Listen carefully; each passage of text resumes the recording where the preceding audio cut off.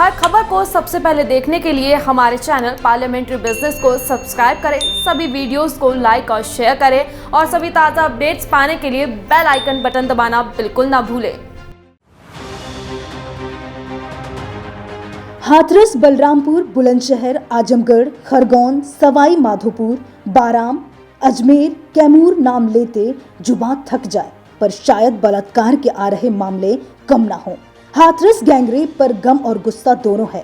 लोगों में उबाल है, देश में उबाल है बेटियों पर हो रहे अत्याचार को लेकर, उबाल है रोज दिन हो रहे बलात्कार को लेकर, उबाल है सरकार के फरमान को लेकर, उबाल है प्रशासन सिस्टम से सवाल को लेकर। हो भी क्यों नहीं, होना ही चाहिए।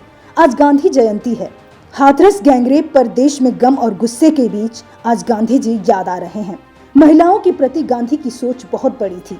वह महिलाओं के सम्मान को लेकर कई बार लेख लिख चुके थे। हमेशा अहिंसा की बातें करने वाले महात्मा गांधी के अनुसार अगर किसी महिला के साथ उत्पीड़न हो तो उसे हिंसा और अहिंसा के बारे में नहीं सोचना चाहिए। ऐसी परिस्थिति में आत्मरक्षा ही उसका परम धर्म हो जाता है। अपनी रक्षा के लिए उसे जो ठीक लगे करना चाहिए। बापू महिलाओं को समान अधिकारों की पुरजोर वकालत करते थे। महिलाओं के खिलाफ अपराधों को लेकर भी बापू के विचार स्पष्ट थे। एक पत्र में उन्होंने महिलाओं को आत्मरक्षा के लिए जो बन पड़े वो करने की सलाह दी है। वह मानते थे कि बलात्कार का शिकार हुई स्त्री का किसी भी लिहाज से तिरस्कार नहीं होना चाहिए। वह ताउम्र अपने बेटों को भी महिलाओं से तमीज से पेश आने की सीख देते रहे। बेटों को लिखी चिट्ठियों में बापू उन्हें साफ ताकीद करते नजर आते हैं कि मर्यादा का उल्लंघन नहीं होना चाहिए। बेटों को लिखे खतों में महात्मा गांधी ने कई बार महिलाओं का सम्मान करने की सीख दी। एक खत में महात्मा गांधी ने अपने बेटों से मैरिटल रेप से दूर रहने के लिए भी कहा है और बताया है कि सिर्फ रजामंदी से ही संबंध होने चाहिए। उन्होंने अपने दूसरे बेटे मणिलाल को खत में लिखा है, तुम्हारी सहमति से मैं चाहता हूँ कि तुम एक बार प्रतिज्ञा करो। तुम सुशीला की आज़ादी कायम रखोगे। तुम अपनी शारीरिक इच्छाओं के लिए उसका रेप नहीं करोगे और सिर्फ सहमति से ही शारीरिक संबंध बनाओगे। महात्मा गांधी महिलाओं को समान अधिकार दिए जाने के मुखर प्रवक्ता थे। उन्होंने मणिलाल से कहा था कि वह अपनी पत्नी से गुलाम नहीं, पार्टनर की तरह पेश आए।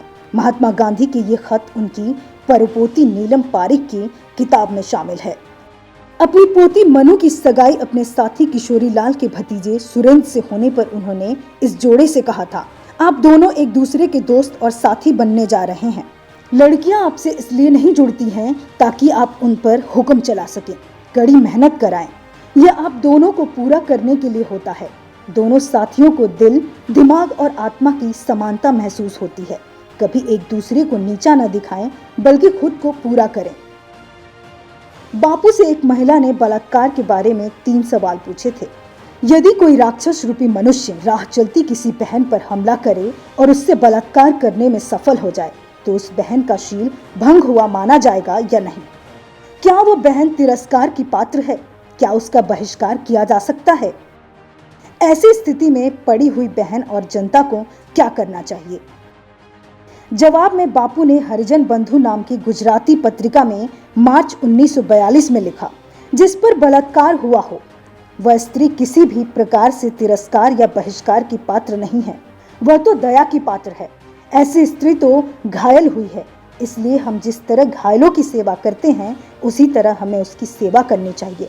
वास्तविक शील भंग तो उस स्त्री का होता है जो उसके लिए सहमत हो जाती है, लेकिन जो उसका विरोध करने के बावजूद घायल हो जाती है, उसके संदर्भ में शील भंग की अपेक्षा यह कहना अधिक उचित है कि उस पर बलात्कार हुआ। शील भंग शब्द बदनामी का सूचक है और इस तरह वह बलात्कार का पर्याय नहीं माना जा सकता है। मोहनदास करमचंद गांधी, जिन्हें पूरी दुनिया महात्मा गांधी के नाम से जानती है, आज के वक्त जब महिलाओं के खिलाफ अपराध इतने ज्यादा बढ़ गए हैं, बापू की बातों को समझकर उन्हें आत्मसात करने की जरूरत ज्यादा मालूम होती है। Bureau report, parliamentary business.